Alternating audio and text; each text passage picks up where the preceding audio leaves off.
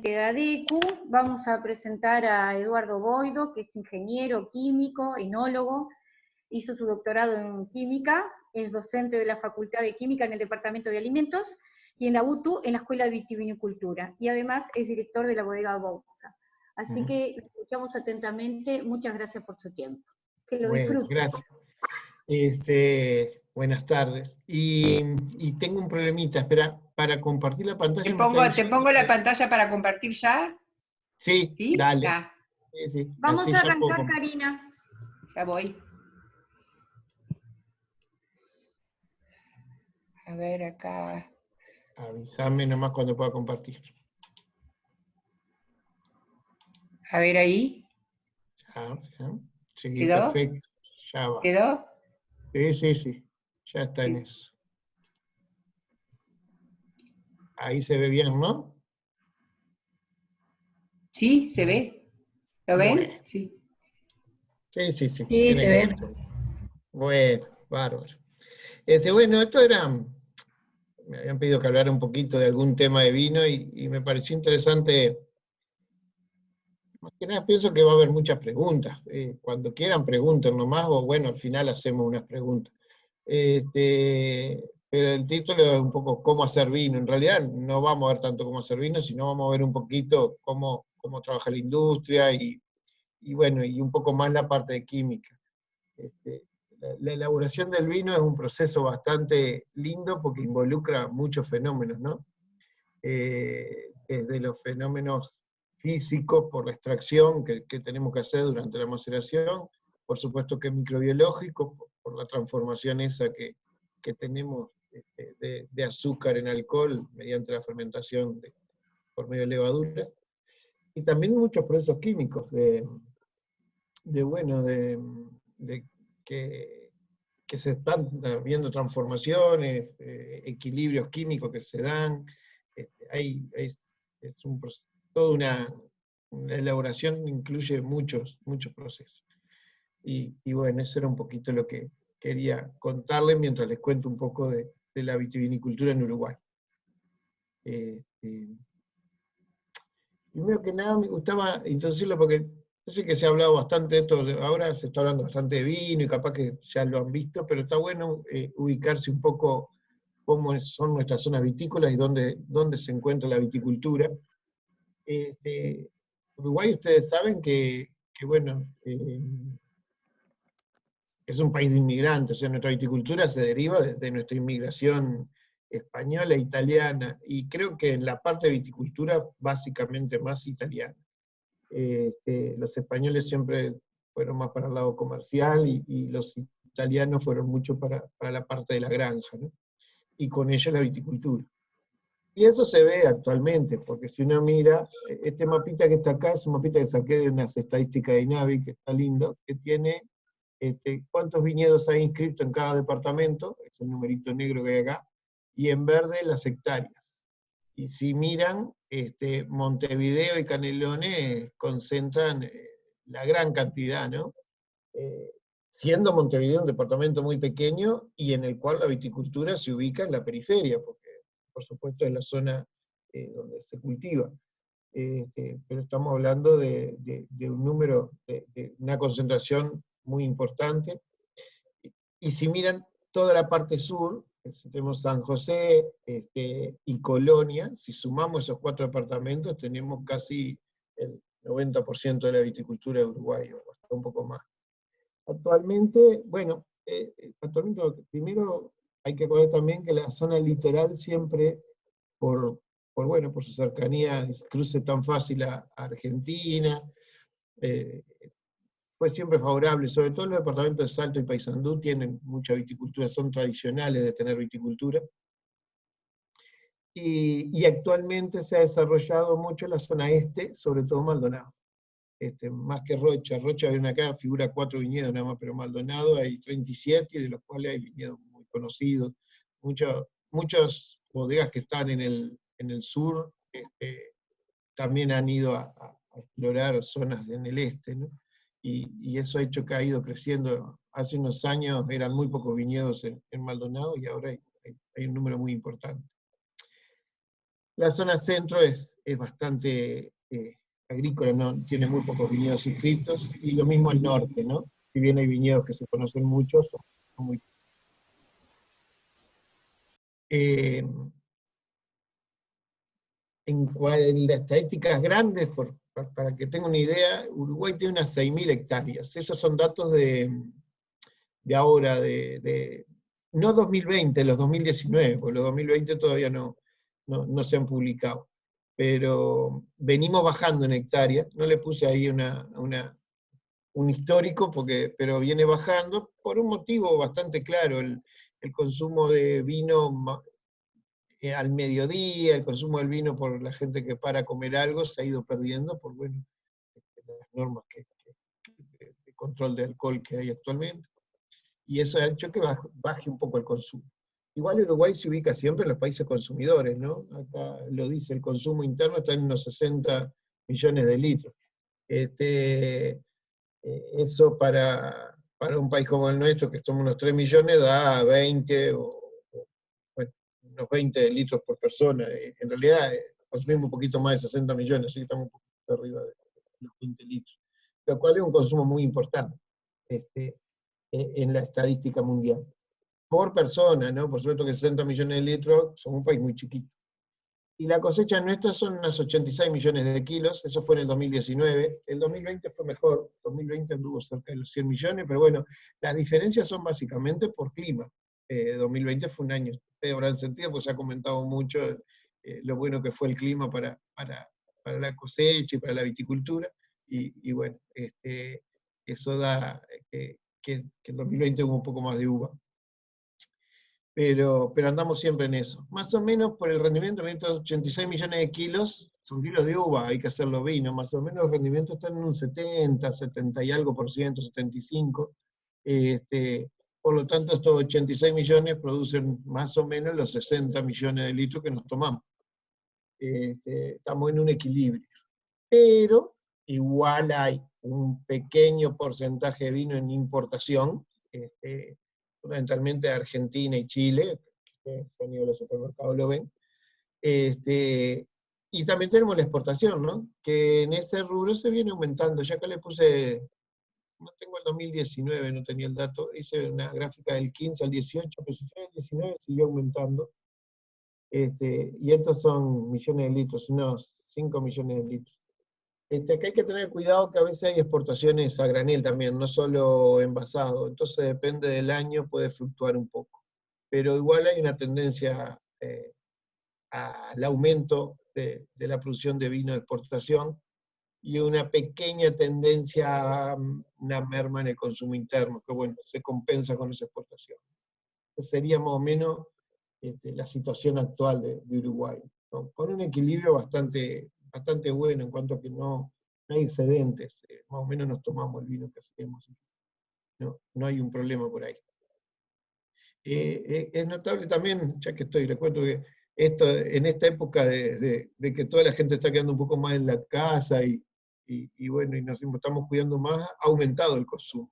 Y claro, ha aumentado porque la gente se compra su botellita y bueno, y cenan juntos y ya comparten una botella de vino en la cena, que es lo más agradable, ¿no? Es parte de la mesa esa, es parte del alimento.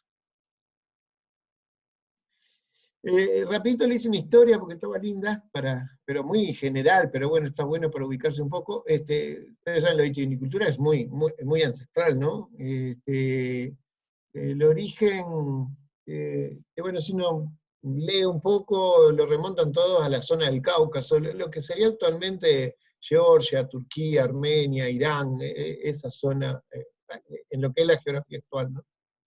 Y se remonta a más de 3.000 años, ¿no? Hay datos de bastante más de 3.000 años, pero bueno, ya ahí le puse, antes de Cristo. O sea que es bastante antigua todo el conocimiento y el manejo del vino. Sufrió una expansión muy grande hacia Occidente, fundamentalmente los fenicios. Los fenicios fueron muy comerciales y bueno, y llevaban vino, ¿no? Y eso hizo que se empezaran a extender el consumo, y de ahí se empezó a extender el viñedo, porque claro, cuando se crea el consumo empieza la plantación. el Imperio Romano fue otro de los factores que hizo que diseminara el vino por Europa. Y bueno, y después también tuvimos la expansión hacia nuestro continente, ¿no? Pero ya luego del 1500 en adelante, que es cuando empezó la cultura española, sobre todo, influenciar en nuestro continente. Lo interesante de todo esto, que es la última frase, porque miren todo el desarrollo que hubo, no estamos hablando de 3000 años antes de Cristo, y que bueno, que en el 1500 en adelante empieza ya a haber cultivo de vid y vino en América, pero recién en 1873 se publica el libro de Pasteur en que establece que la fermentación se da por la Saccharomyces cerevisiae, ¿no? Por una levadura. O sea que todo el desarrollo y la expansión que tuvo el vino se hizo sin saber bien cómo, sin tener idea de lo que estaba pasando. Simplemente se daba una fermentación, que bueno, que hasta con mucha confusión había gente que lo tomaba como un proceso químico, y recién Pasteur en el 1873 fue el punto inicial de lo que es la enología moderna, porque fue el que estableció la base de la fermentación alcohólica, ¿no? Y de ahí pudimos empezar a entender el proceso y a conocer todo mucho mejor. Entonces es un libro que, por supuesto que no, es bastante, es histórico, pero que todos lo tenemos, ¿no? Que es el primer libro que fueron los estudios del vino que publicó Pasteur, y acaba en el año 1873. Este es un libro muy interesante porque bueno, en ese momento fue toda una novedad, ¿no? Establecer que las levaduras eran las que transformaban, ese fenómeno de transformación que no se había podido explicar era por un fenómeno biológico, ¿no? El vino ha hecho muchos avances en la historia, ¿eh? El de la fermentación alcohólica fue una, o sea, no lo hizo el vino, pero que lo produjo el vino. El otro avance interesante fue el estudio de la esterisomería. Ustedes saben que el vino tiene ácido tartárico y precipita como bitartrato de potasio, y el estudio del ácido tartárico, que justamente también fue Pasteur el que lo hizo, estableció que había diferentes isómeros y que la desviación de la luz polarizada era diferente según los isómeros que cristalizaban, y bueno, y fue el pie inicial para todo lo que es hoy el estudio de la isomería óptica, ¿no?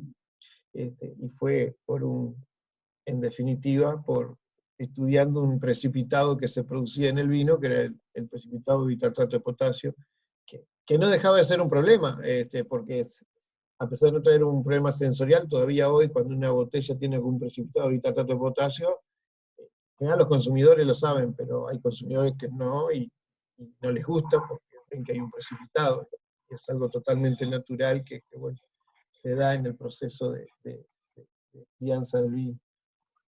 Pero Pasteur lo estudió bastante. Y lo otro que hubo también relacionado al vino que es interesante fue el cálculo infinitesimal. Kepler una vez fue a comprar cuentas, ¿no? Está publicado en el libro de él, el de matemáticas. Fue a comprar una barrica de vino. En aquellos momentos se acuerdan que, fíjense que el vino se comercializaba mucho directamente en la barrica, ¿no? Y era una boda, y fue a comprar una barrica, y claro, las barricas son artesanales, no todas son iguales. Y empezó a protestar por el precio, porque decía que no todas las barricas eran iguales, y porque le cobraban distinto, y que, claro, pero era muy difícil de cubicar, ¿no? De saber qué volumen tenía, porque la barrica tiene una forma geométrica bastante difícil de cubicar. Y bueno, y ahí desarrolló el cálculo infinitesimal para poder cubicar las barricas. Fue una de las primeras publicaciones de Kepler. O sea que el vino despertó mucha curiosidad en el mundo. Y porque era una bebida que se consumía mucho en todo el mundo. Vamos a seguir un poquito. En cuanto a Uruguay, no se escapa esta historia, pero es mucho más reciente. Si bien en la colonización no hubo vitivinicultura, fue a nivel muy básico, muy doméstico. Fundamentalmente también la parte de la iglesia, ¿no? Por la tradición del vino de misa. Eso hacía que que hubiera viticultura y se hiciera vino en las iglesias. Pero la viticultura comercial se inicia con Arriague, que bueno, no fue solo Arriague, fueron varios, pero bueno, Arriague sin duda fue el pionero que le dio esa fuerza a esa industria que empezaba a crecer en Uruguay, que era la vitivinicultura.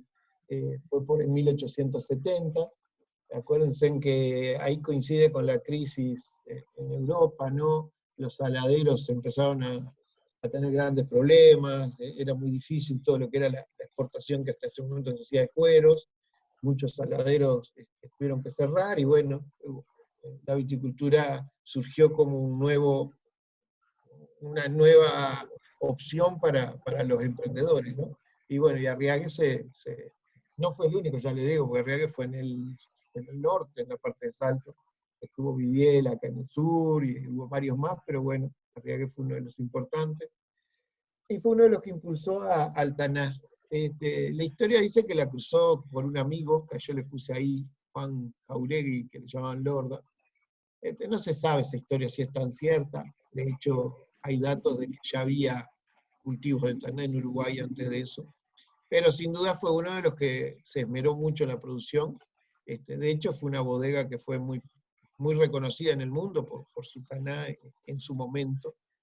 Una bodega que antes del 1900 ya tenía laboratorios microbiológicos, que era un avance muy grande para el sector en ese momento, ¿no?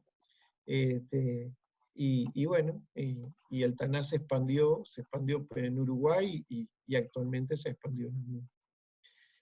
A partir de ahí es que surge la vitivinicultura comercial, ¿no? El punto del mojón sería ese, por el 1870, 1880, de ahí en adelante ya empieza nuestra viticultura comercialmente. Y bueno, le quería mostrar un poco las diferencias acá. Son 2 o 3 diapositivas, pero es interesante que quede claro, porque cuando uno toma vino, no todos los vinos son todos distintos, y son todos distintos no solo porque porque lo hacen distintas personas, ¿no?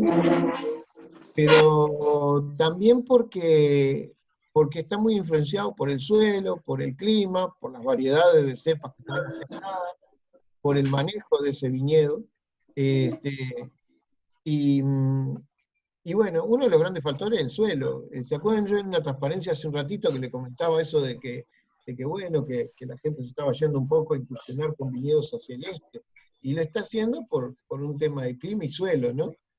Porque en el vino se valora mucho tener diferencia, uno no trata de tener un producto igual, sino al contrario, trata de diferenciarlo, y bueno, y con eso captar al consumidor que le gusta probar diferentes cosas.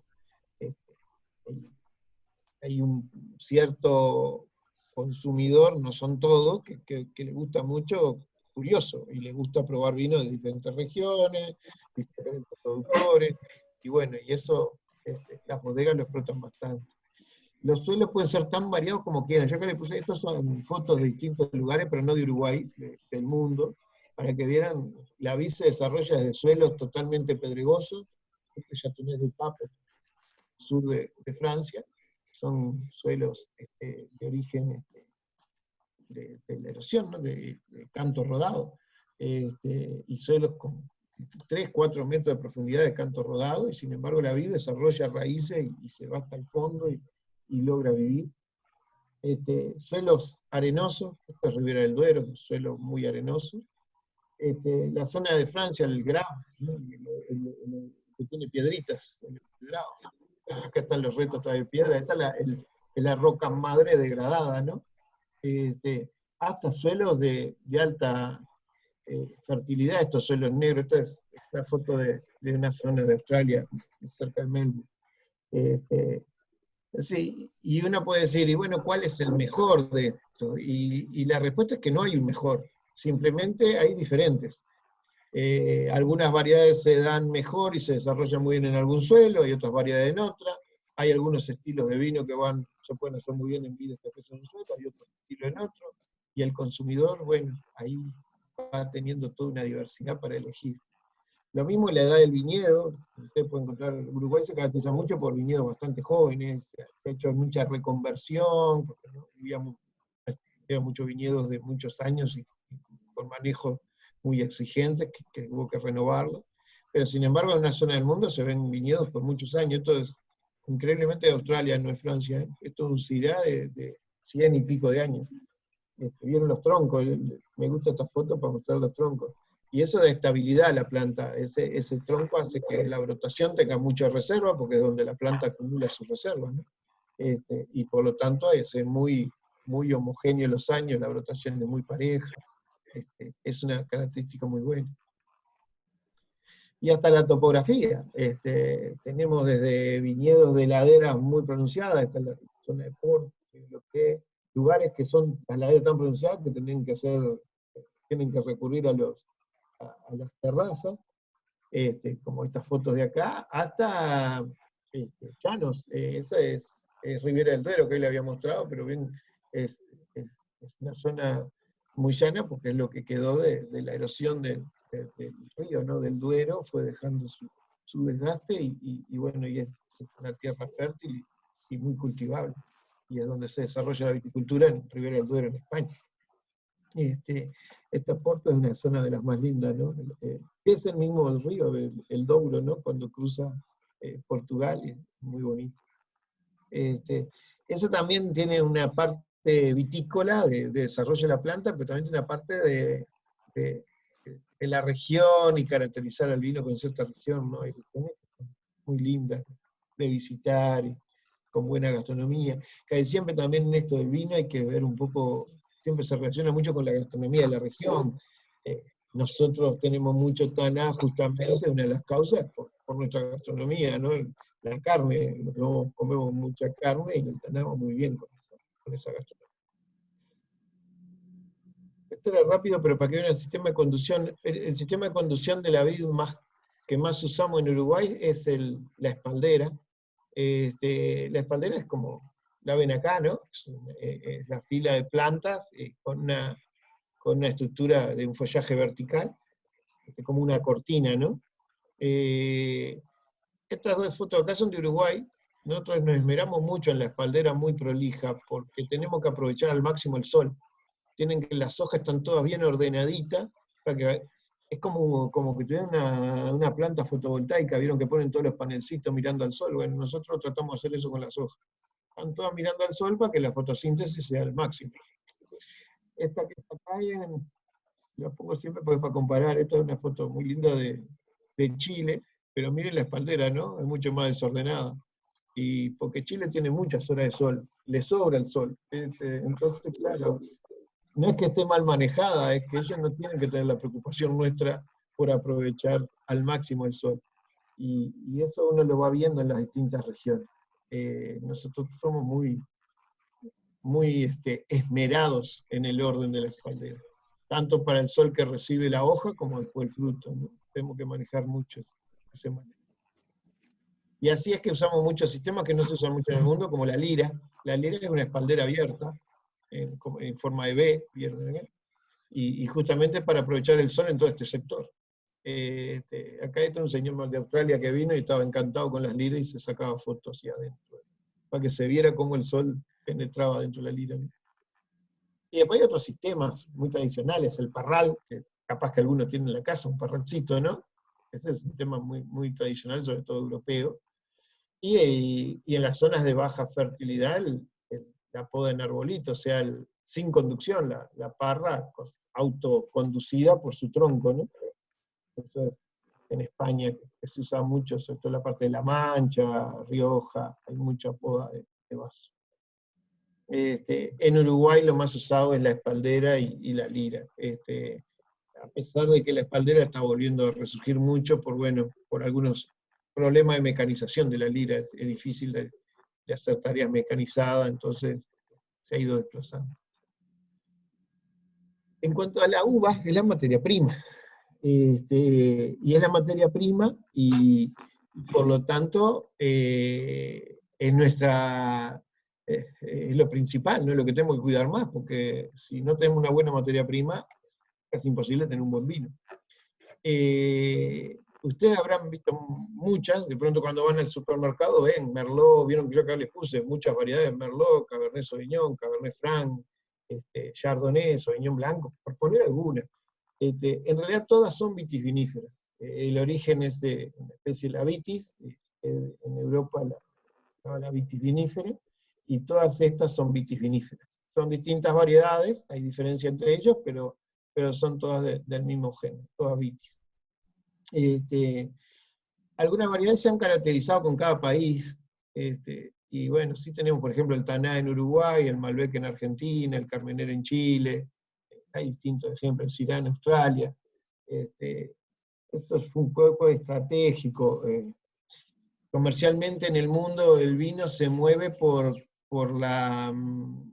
el origen, era Europa, y Europa maneja lo que llaman las denominaciones de origen. O sea, caracteriza cada región con un vino, y de ahí se comercializa con el nombre de la región. Pero claro, ellos tienen muchos años de historia, es una historia muy larga. Entonces uno prueba de pronto un Burdeos y no anda preguntando, un Pomerol, o un Pomerol, y sí, nadie sabe que el Pomerol es 100% Merlot. Bueno, nadie no, pero digo, no tienen por qué saberlo, y sin embargo se caracteriza que sí, ellos dicen un Pomerol. El Nuevo Mundo no tenemos esa historia, y bueno, por eso los países del Nuevo Mundo, como somos Uruguay, Argentina, Chile, bueno, lugares, Norteamérica, California, que es una zona productora muy, muy famosa, han explotado más los vinos varietales, y dentro de esos varietales han explotado, tratar de tener algunas variedades que los caracterizan, ¿no? Y bueno, y así es que nosotros tenemos el Tanat. El Tanat, que yo les dije que había surgido, bueno, o al menos se le había dado un impulso muy grande con Pascual Arriague, por allá por el 1870. Es la variedad que actualmente tiene mayor superficie en Uruguay, anda en unas 1.600 hectáreas, un 25% más o menos de lo que tenemos plantado. Y se cosechan unos 24 millones de kilos, un dato del 2019. O sea que es la variedad que sin duda representa más a nuestra viticultura, y también a nuestros vinos, porque es con el vino que generalmente nos presentamos. ¿Por qué? Porque es una forma de, como decía, una estrategia. Una de las estrategias de un país como el Uruguay, que es muy poco conocido, es ir con un vino que lo identifique. Cuando uno va me ha tocado por el lado de la bodega, no como profesor, sino por trabajar en bodega, ir a las ferias internacionales. Y ahora, por suerte, Uruguay se conoce bastante más, pero hace no tanto, miren que le hablo de hace 10 años, uno iba a una feria y muy poca gente, iba a una feria de vinos, y muy poca gente ubicaba a Uruguay como un productor vitivinícola. Porque generalmente Uruguay había tenido una historia de consumo interno. Somos consumidores de vino, producíamos vino, lo consumíamos y no salíamos al mercado externo. Bueno, con toda la apertura comercial que ha habido en los últimos años, el Uruguay salió con vino al mercado. Pero dar a conocer un país pequeño, que no es tan conocido ya de por sí el Uruguay, que aparte nos confunden siempre con Paraguay, no entiendo por qué, pero todos creen que somos tropicales, y dicen, ¿cómo viticultura no son tropicales? No somos tropicales, somos la ciudad más al sur de Montevideo, una de las capitales más al sur que hay. Si miran, estamos bien abajo, ¿no? Capitales de país. Y bueno, todo eso hay que explicar. Hoy ya uno va a una feria y casi todo el mundo conoce Uruguay, conoce el Taná, vienen a probar Taná, llama la atención. Y bueno, y es una forma de traer compradores, ¿no? Ese es el racimo, por la duda el de abajo es una ampelografía, un dibujo de un libro muy lindo que hay de 1903 creo que era. Era una ampelografía de Taná. Y es el racimo tal cual, un racimo bastante grande, con alas a los costados, vieron que tiene estas alitas a los costados. Son racimos que llegan a pesar hasta medio kilo, son grandes, racimos muy grandes. Lo que tiene, y muy oscuro, vieron el color, que Taná se caracteriza por su intensidad colorante muy fuerte, mucho color. Bueno, y hablando un poco del proceso de la uva, porque es nuestra materia prima, tenemos la madurez, ¿no? Nosotros tenemos que esperar a tener la uva en la condición ideal para la cosecha. y eso hay que decidirlo. La uva se evoluciona desde el estado herbáceo, o sea, es verde cuando después de cuajar, crece el grano, y pasa de ese estado herbáceo a la madurez. Que bueno, acá lo vemos cuando da la etapa con color, ¿no? Cambia de ese herbáceo a tener color. ¿Por qué? Porque, bueno, empieza a formar justamente pigmentos, que son los antocianos, que son los principales pigmentos que tenemos en la uva. Normalmente lo que uno mide más son los datos de acidez y azúcar. ¿Por qué? Porque la acidez baja mucho durante la madurez y el azúcar va subiendo. Y el azúcar es un dato fundamental para nosotros porque ¿qué produce?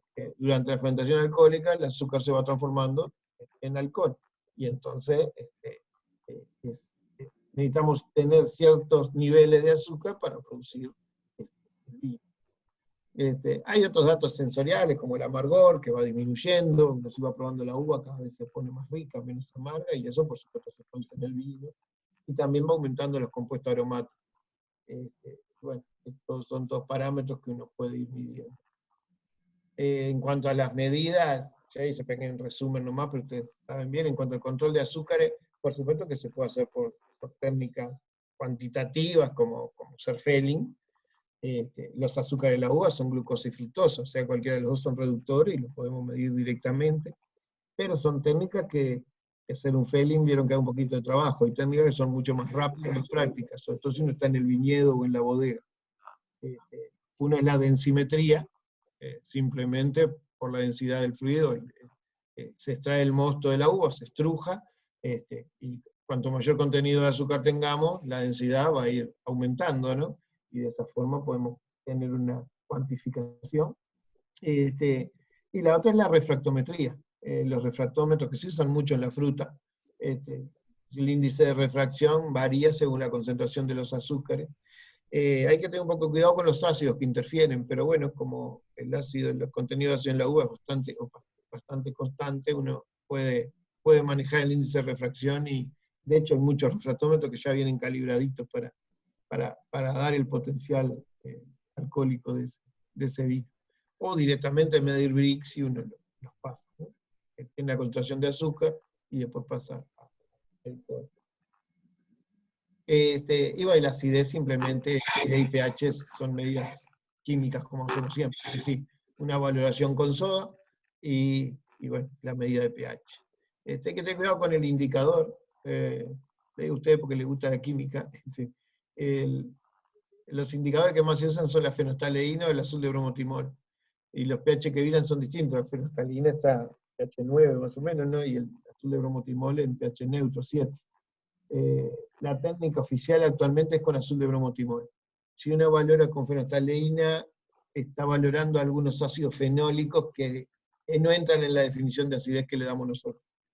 Entonces, la técnica oficial establece pH 7, y bueno, y el azul de bromotimol es el mejor indicador. Pero antiguamente lo hacíamos con fenolftaleína, era la que más se usaba.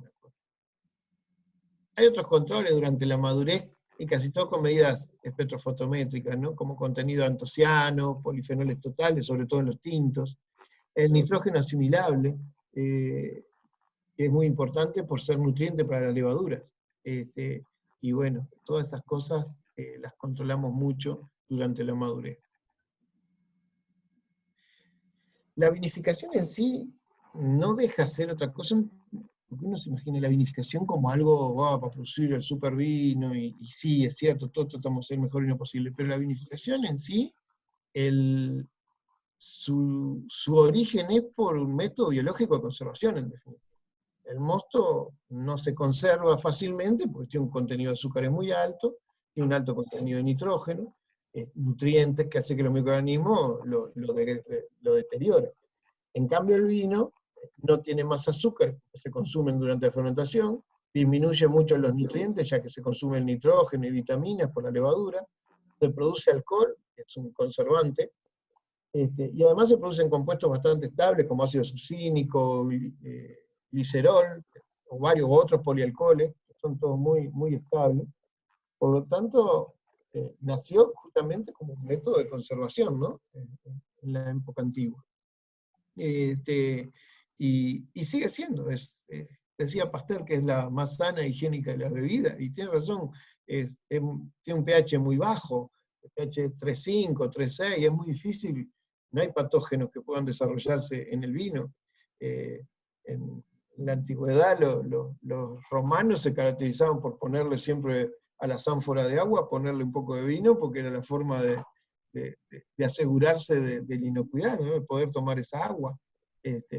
¿Por qué? Porque con un poco de vino, aparte de estar más contentos mientras iban a conquistar, hacía que hicieran mucho mejor a la salud, porque no corrían riesgo de contaminación con las aguas que tenían. Bueno, y después tenemos, como yo le conté, toda la parte del manejo de maceración, que es una etapa de físico. Ahí lo que tenemos que hacer es el contacto entre los sólidos, que son la cáscara y la semilla, con el jugo, y bueno, toda la formación de los compuestos, ¿no? De aroma y sabor que tiene el vino. Y todo eso gracias a la Saccharomyces cerevisiae, que Pasteur fue el que nos enseñó que era la que bueno, convertía ese azúcar en alcohol, y con eso lográbamos tener el vino, ¿no? El proceso de vinificación en sí no es otra cosa que tratar de conservar la calidad de la materia prima. La calidad de un vino depende el 90% de la materia prima. O sea, si tenemos una materia prima mala, no vamos a poder mejorar. Si tenemos una materia prima muy buena, vamos a tener una calidad muy buena en el vino. Pero guarda que en la vinificación podemos perder esa calidad. O sea, si hacemos un error en esa vinificación, lo que estamos haciendo es perdiendo calidad que traíamos con la uva. La vinificación nunca va a aumentar la calidad de la uva, podrá tener un poquito más según las vinificaciones, bueno, el manejo que se haga, poder redondear ciertos compuestos, pero la calidad depende fundamentalmente de la uva. Y la conservación después, hasta llegar al consumo, siempre es un factor que tiene que ser muy cuidado, porque podemos de vuelta perder totalmente esa calidad, ¿no? Por eso lo del menos 100%. O sea que la enología, en definitiva, no es otra cosa que tratar de preservar la calidad que tiene la uva y conservar esas características, que de esa forma logramos representar. Por eso lo importante del suelo, el clima, la variedad. Si nosotros vinificamos mal, va a ser lo mismo, ¿no? Tratar de conservar las características de esa uva, que es lo que le da el vino, y que bueno, le da valor y la atención al consumidor. La cosecha le puse porque hay dos formas. La manual, la que más se usa en nuestro país, pequeñas cajas, ¿no? Ahí hay una fotito de lo que es la cosecha. Pero también existe la cosecha mecanizada, es para que tuvieran una idea nomás. Estas son máquinas cosechadoras, van sobre la fila, llevan bastidores, con lo cual golpean, suavemente, lo hace que se agite la planta, vibre, y no cortan los racimos como uno manualmente. Vieron que el racimo de uva tiene el escobajo, la partecita verde, y los granos, ¿no? Uno corta y saca el racimo entero, cortando una tijera. Cuando van estas máquinas, no, estas máquinas van agitando y hacen que los granitos se desprendan y caigan. Ella los junta en cangilones hacia abajo, los sube, y después se vuelcan a un medio de transporte, un camión, una zorra, lo que tenga. El escobajo, la parte verde, queda en el viñedo, ¿no? Es la gran diferencia. Esta es la vinificación. Le puse, vamos a verla para vinos tintos, para verla general, porque tenemos todo. Una vinificación en blanco, después le cuento, es bastante. A ver si puedo mostrarle más grandecito esto. Acá. Ahí lo vemos un poquito más grande y me voy moviendo. Bueno, como yo le decía, acá tenemos el viñedo, que bueno, es parte fundamental de la influencia de lo que es toda la composición posterior del vino, en polifenoles, aromas, precursores que hay de aromas. Esa uva se transporta a la bodega y se hace. Bueno, esto está en inglés, disculpen, porque es de un libro que, justo una imagen que hicimos con un libro que nos quedó linda, pero es un libro que está publicado en inglés. Y no lo hemos traducido allá en facultad, ¿no? Donde trabajo. Pero bueno, se entiende, no es tan raro. Cosecha, acá tenemos el estrujado, en esta máquina, y el estrujado es eso, estrujado, no es romper toda la uva, es antiguamente se hacía pisando, ¿no? Es romper el grano, pero para que libere el jugo y las semillas, es rajar el grano, no es romper toda la cáscara. Y eso se lleva a los tanques de fermentación. En estos tanques se da simultáneamente fermentación y maceración. Nosotros tenemos que ir macerando, o sea, extrayendo esos compuestos que tiene la cáscara y la semilla, que fundamentalmente son color, polifenoles y aroma, para que pasen al líquido. Si nosotros no hiciéramos esa extracción, esa maceración, obtendríamos un vino blanco, o un vino con muy poquito color. La maceración lo que hace es como cuando ustedes hacen té, ¿no? Ponen el bolsito de té y lo que empieza a liberar el color del té. Bueno, acá lo mismo, tenemos la cáscara y la semilla, y tenemos que lograr que liberen esos compuestos al medio. Y no es fácil, porque como se da la fermentación, ustedes saben que es el pasaje de azúcar a alcohol liberando gas carbónico. Ese gas carbónico hace que las partes sólidas suban, y se forma lo que nosotros llamamos el sombrero, o sea, todo lo que es cáscara y semilla se van hacia la parte superior del tanque. Esa maceración da bastante trabajo, porque nosotros tenemos que lograr romper ese sombrero y lograr que tome contacto con el líquido, ¿no? Para poder tener esa expresión. Esa maceración y fermentación va a llevar un número de días dependiendo de lo que uno quiera, pero más o menos está entre unos 10, 12 días en los vinos normalmente jóvenes, algunos días menos, capaz en algunos vinos jóvenes, pueden ser 8 días, hasta maceraciones de más de 20 días en vinos que uno quiere destinar a crianza y que quiere hacer una extracción muy fuerte de los compuestos que están en las semillas, sobre todo, que son los más difíciles de extraer, ¿no? Pues la semilla es bastante complicada, es bastante protegida, ¿no? Luego de eso lo que hay que hacer es, bueno, simplemente separar el líquido de los sólidos. Para eso se ayuda con una prensa, por prensar los sólidos. Y ahí tenemos dos caminos. O hacemos vinos jóvenes, o hacemos vinos con crianza.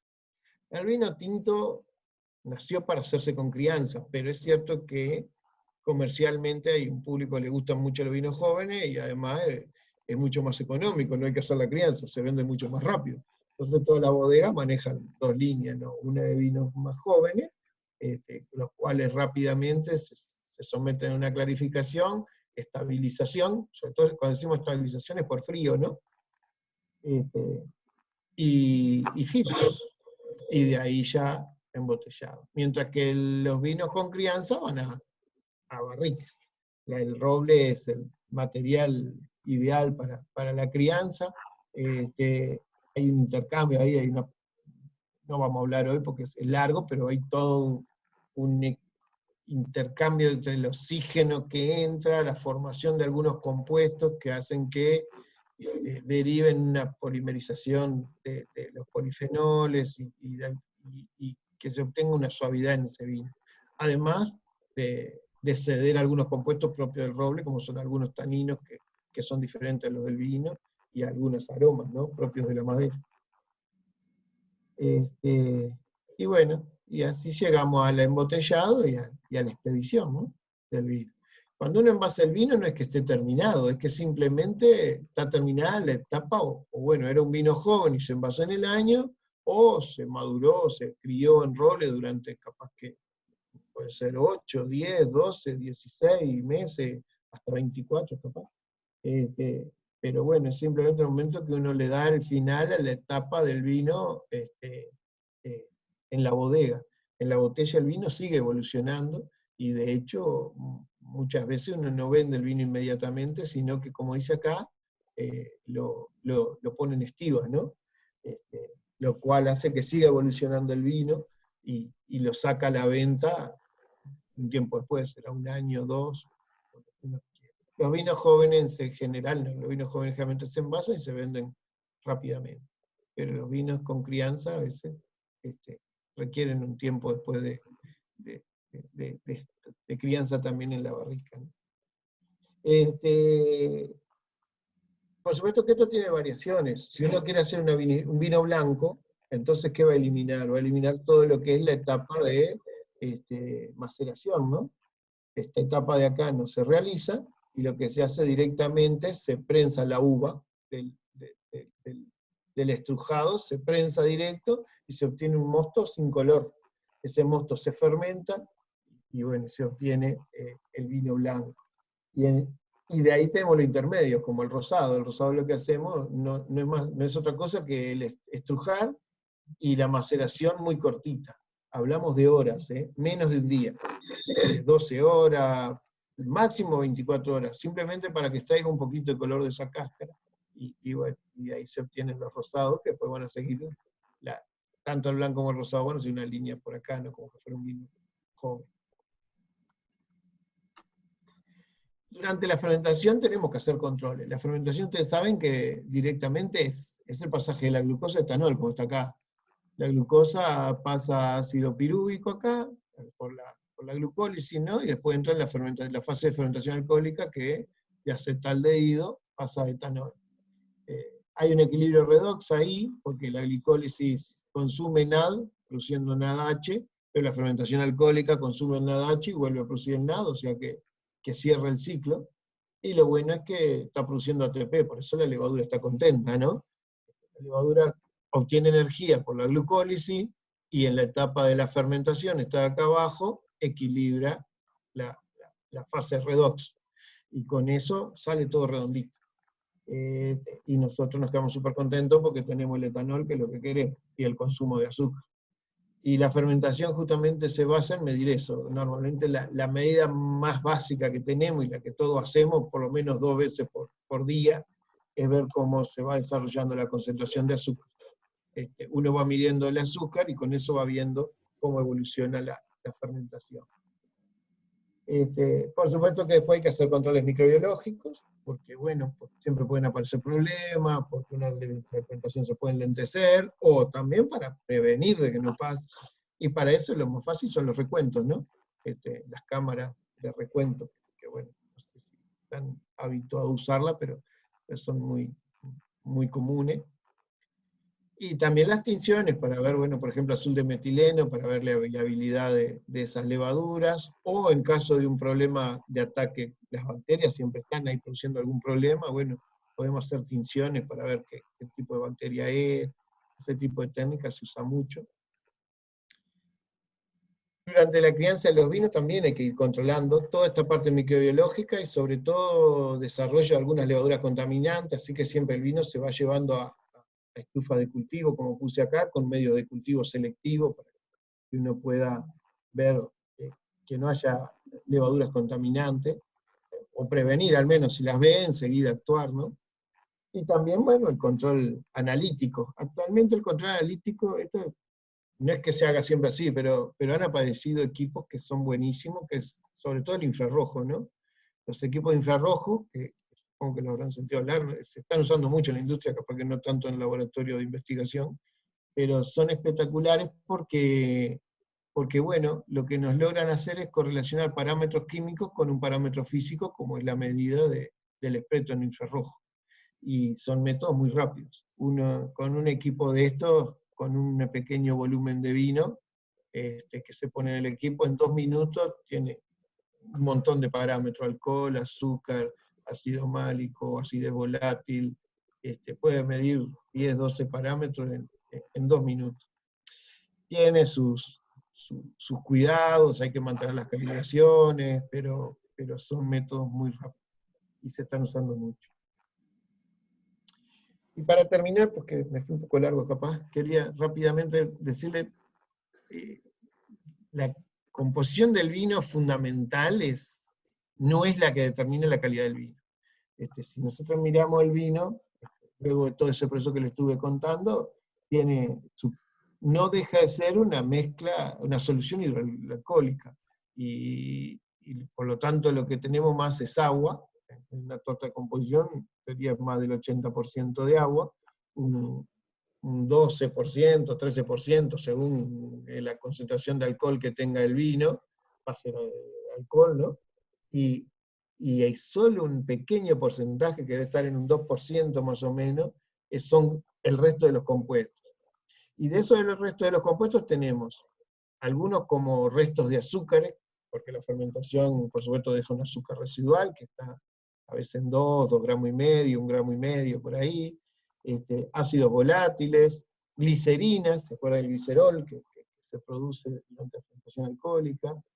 Pero tenemos algunos compuestos que están en muy pequeña concentración, que son, por ejemplo, los compuestos fenólicos, y algunos compuestos aromáticos, como los ésteres o los alcoholes superiores, que son los que determinan la calidad y la diferencia entre los vinos. O sea, uno puede tomar dos vinos que tengan exactamente el mismo contenido de ácidos, el mismo contenido de alcohol, todo igualito, y sin embargo uno ser espectacular, riquísimo, y el otro capaz que no tan rico, o capaz que hasta no nos guste. Y en realidad esa diferencia la dan estos compuestos minoritarios, y bueno, por eso se han desarrollado técnicas de análisis muy avanzadas. Normalmente las bodegas a veces no disponen de estas técnicas, sino que bueno, se utilizan en investigación para poder ver cómo ajustar las técnicas de vinificación para maximizar estos compuestos, ¿no? Y así tenemos los polifenoles, que bueno, principalmente los que más nos importan son los antocianos que están acá, que son los que nos dan el color rojo. Esta molécula cargada, vieron que era un fabilio, un catión acá, que nos da el color rojo. Esta misma estructura molecular puede estar, acá está totalmente saturada, puede estar no tan saturada o insaturada acá, el heterociclo, y por lo tanto no tener color. Pero bueno, estos compuestos son los flavantresol, estos son los que nos dan las cadenas de taninos, ¿no? Son los que nos dan la estructura al vino y componentes a este. Bueno, también tenemos ácidos fenólicos, como hay acá abajo, y hasta algunos compuestos que están, no lo vamos a ver, pero muchos compuestos relacionados con todo este tema de vino y salud, ¿no? Toda la parte de polifenoles se relaciona mucho con vino y salud. El resveratrol es uno de ellos, son compuestos con mucha actividad en la parte humana, del cuerpo humano. ¿Cómo determinamos todo esto? Bueno, realmente la forma de trabajar con esto es mediante cromatografía líquida. Acá hay un espectro de cromatografía líquida, un cromatograma, está hecho a 280, por lo tanto es la longitud de onda donde vemos los polifenoles, ¿no? Pero miren lo que esto es un extracto de semilla, no es vino, es solo un extracto, o sea, semilla molida, un extracto e inyectar en HPLC. Miren la riqueza de polifenoles que hay. Cada uno de estos picos es un polifenol. Ahora, ¿cuál es el polifenol, no? Y bueno, para eso lo que estoy usando ahora, que son muy buenos, son los HPLC acoplados a masa. Yo que sé, por ejemplo, acá, este pico de acá es catequina y epicatequina, ¿y por qué lo sé? Porque la masa que presenta es 291, porque es en modo negativo, 292 es la masa de la catequina, ¿no? Resta 1 por el modo en que se hace la determinación. Lo mismo, por ejemplo, dímeros. 575 acá, pues no son todos dímeros, este pico, este piquito de acá. ¿Qué dímero es cada uno? Acá tenemos diferencias, si es una catequina unida a una epicatequina, si la unión es entre el carbono 8 y el 4, o entre el 6 y el 4, pero bueno, eso uno con estándares puede ver por los tiempos de retención cuál es cada uno de ellos. Y así uno va identificando cada uno de esos picos, y puede hacer un perfil que caracterice a cada variedad. Y más o menos lo mismo nos pasa con los aromas. Los aromas es un poco más complejo porque hay muchos, y hay concentraciones que van desde los miligramos por litro en algunas sustancias volátiles hasta los nanogramos por litro. Y los umbrales de percepción también son muy variables. Entonces hay sustancias que se encuentran en concentraciones de nanogramos por litro, que es muy pequeñito, ¿no? 1000 millones de veces un gramo, o sea, nada, 10 a la menos 9. Y sin embargo lo logramos percibir. ¿Por qué? Porque nuestra nariz es súper sensible. Mientras tanto hay otras sustancias que se encuentran en el orden de microgramos o miligramos y no las logramos percibir, ¿no?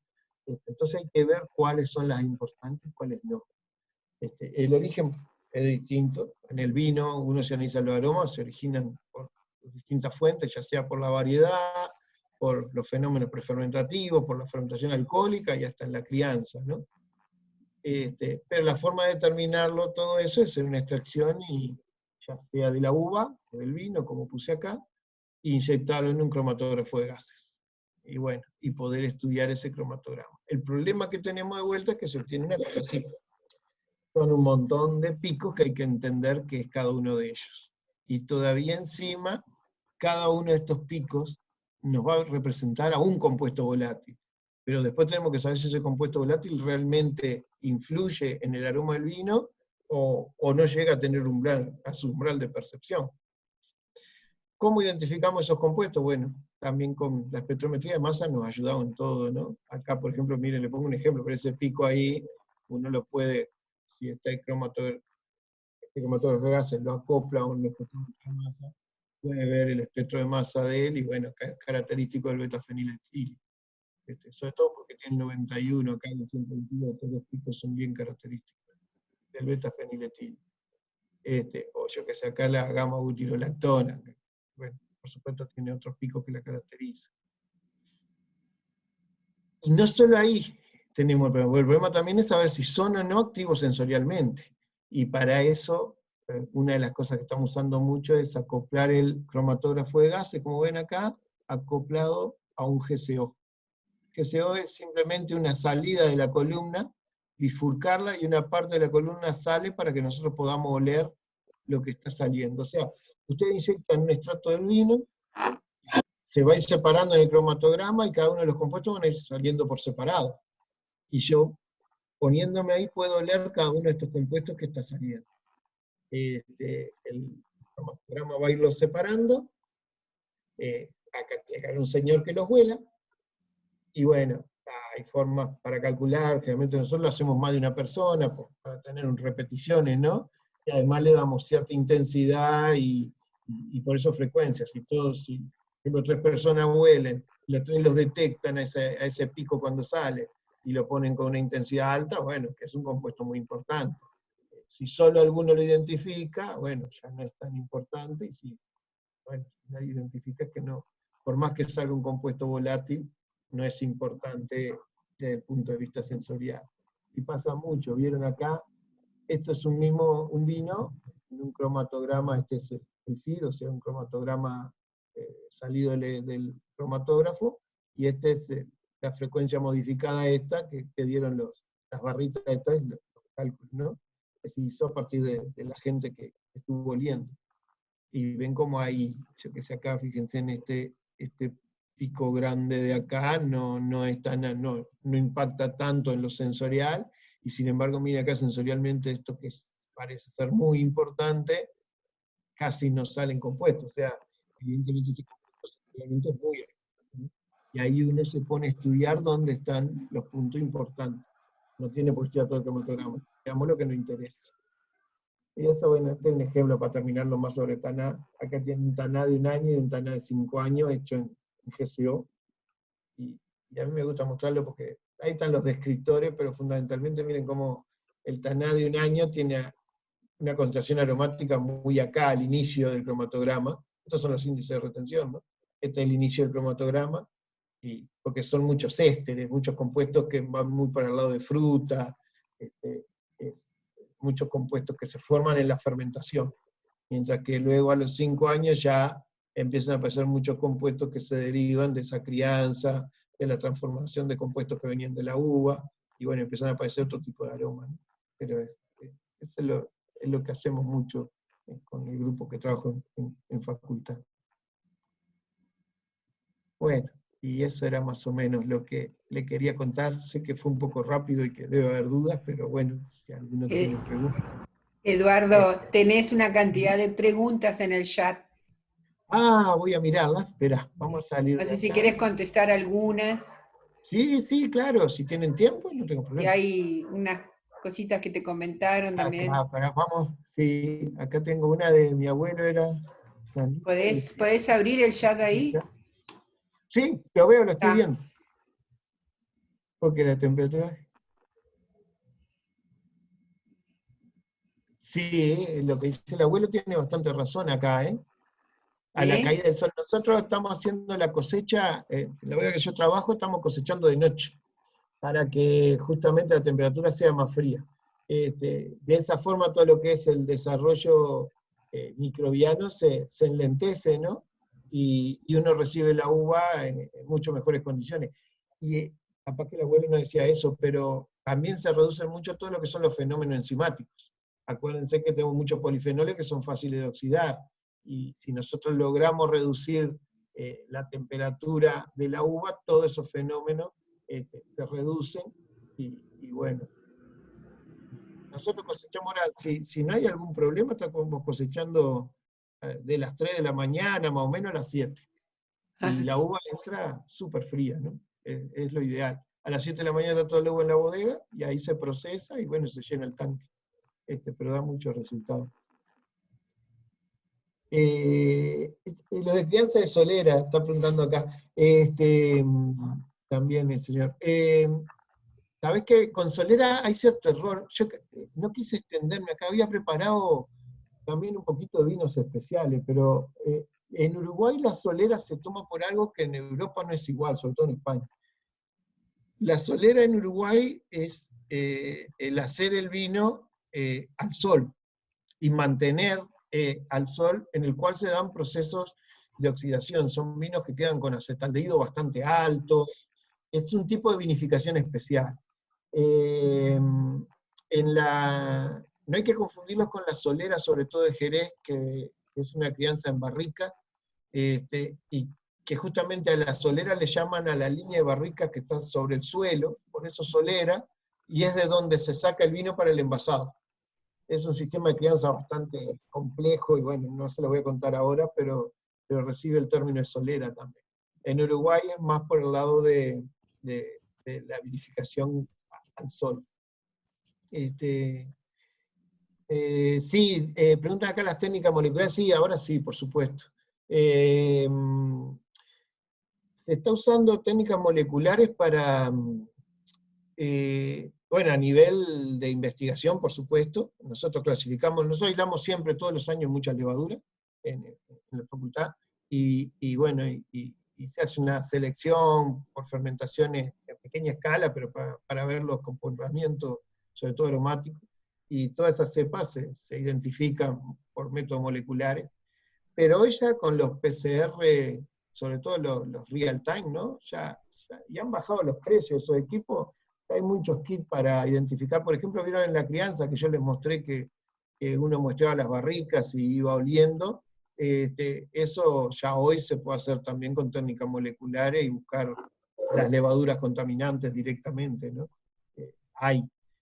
En Uruguay las bodegas todavía son un poco chicas para eso en cuanto a la capacidad de compra de esos equipos, pero en el mundo ya se ve bastante.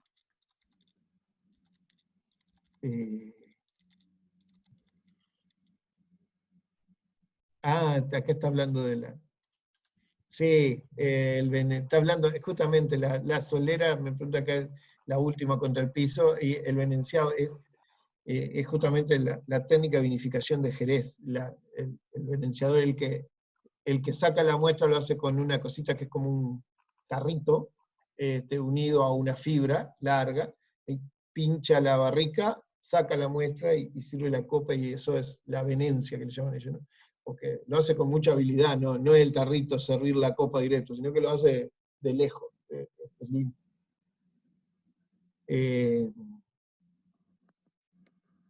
No sé, ¿alguien tiene preguntas? Enzo, si quiere hacerlas.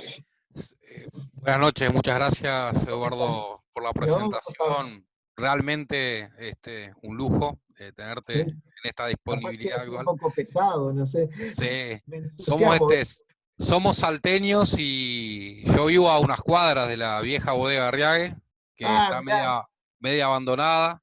Sí, he seguido la historia. Quería comentarte que hay una suerte de publicación, una revista de principios del siglo XX, que se llamó La Idea, en donde hay artículos de Arriague sobre la historia del Tanat y eso, que cuando las leí, impresionante estaba. Sí, te creo, sí, he leído bastante, son maravillosas, aparte tiene un desarrollo impresionante. Lástima que él, bueno, falleció después, y igual la bodega siguió, ¿no? Sí. Y la compró un grupo que siguió trabajando muy bien, pero la verdad que Arriague fue un impulsor en lo que la vi. Hace un tiempo había leído el informe Terroir sobre los suelos cómo incidían en el Tanat, que se hizo un estudio, ¿no? Creo que fue bastante multidisciplinario acá.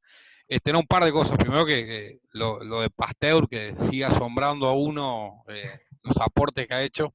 Precisamente en una investigación que se hizo hace unos años, de analizar todos los experimentos a lo largo de la historia de la química, y fue seleccionado el de Pasteur como el mejor experimento de todos los tiempos, por la American Chemical Society. Precisamente del tartrato y la polarimetría, etcétera, ¿no? Ese trabajo está buenísimo, Sí. es precioso. Asimov lo resume bastante bien en el libro de Electrones zurdos y otros ensayos. Hay ¿sí? 3 capítulos contiguos, que uno es Ver doble, que explica cómo vino la discusión del tema de por la polarización de la luz, y termina con la simetría de la vida y Pasteur con su aporte. Mirá, no lo leí, tengo que ver. Está buenísimo. Mi pregunta era, he visto muchas películas sobre vitivinicultores o etnólogos en realidad, y es tan cierto eso que con probar y oler un poquito saben hasta de qué lugar y qué región y qué clima. No, Es no. mito. Es un poco, siempre hay un poco de mito. No, es cierto, o sea, es cierto que si uno trabaja en esto, yo por día, no es que esté todo el día probando vino, pero uno tenés muchas barricas y por día por lo menos 30, 40 vinos probás, ¿no? Y entonces de a poquito uno va acostumbrándose. Y sin duda, dentro de los vinos que uno maneja, aprende mucho. Pero es un mito que yo pueda saber si un vino es alemán o... Hay gente que ha probado mucho vino en muchas regiones, pero es muy difícil, muy difícil. Sí. Bien. Con la última, entonces, creo que hay un par de hundimientos acá en Uruguay que se supone que hay de la bodega Arriague, que quedaron, el barco El Surubí y una balsa ¿sí? que pasaba por Concordia, que se hundieron en tormenta, y hay gente que ha investigado acá de esas especies de naufragio, y se supone que están ahí, así que algún día, bueno, esperemos rescatarlo para trasladártelo para que no, alguna botella. Así que bueno, muchas gracias. Estaría bueno, estaría muy bueno. Gracias, Enzo. Bueno, no sé si alguien quiere una pregunta. Sí, si alguien quiere preguntar algo, alguna cosa que no hayan preguntado en el chat, no sé. Creo que las contesté todas. Sí, sí. No sé, Araceli. Bueno. Sí, estaba leyendo acá, sí, yo también creo que la contestaste todas. La verdad que impresionante la charla. Aprendí un montón, la verdad, cosas que uno no sabe, no se imagina, ¿no? Más allá de lo que aprendemos, pero digo, es diferente, ¿no? El hablar con un especialista, con un enólogo, ¿no? No tiene nada que ver. Así que en nombre de todos mis compañeros, yo te agradezco muchísimo y te agradezco tu tiempo y esto que nos brindaste, porque creo que nos ha servido a todos. Así que, lo que quería pedirte es saber si esa presentación las podías mandar para compartirla con los socios. Se la copio, tengo el mail de Araceli, te la envío por mail, Araceli. ¿Puede ser? Sí, sí, por supuesto, por supuesto. No hay problema. Pero yo voy a cortar la grabación. Bien. Porque queda muy extenso. Sí, en la cena